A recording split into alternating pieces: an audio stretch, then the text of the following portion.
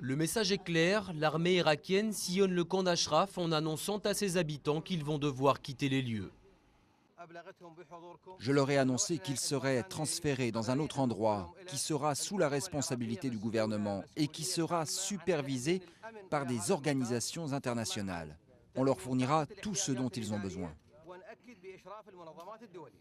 La réponse des habitants ne s'est pas fait attendre. Ils ne quitteront pas le camp. Ils sont ici depuis 24 ans. Ce sont des Iraniens opposants à la République islamique, des moudjahidines du peuple.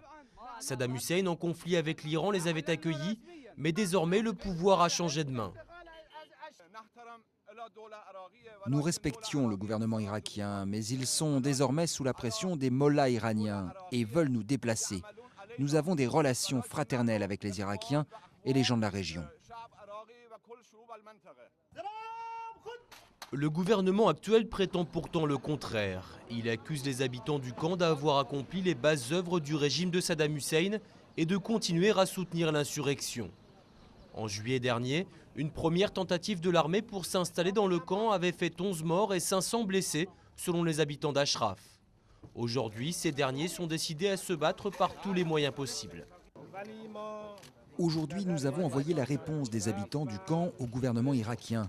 Nous leur disons que nous allons informer les 8500 avocats de notre conseil international, que nous refusons d'être délogés par la force.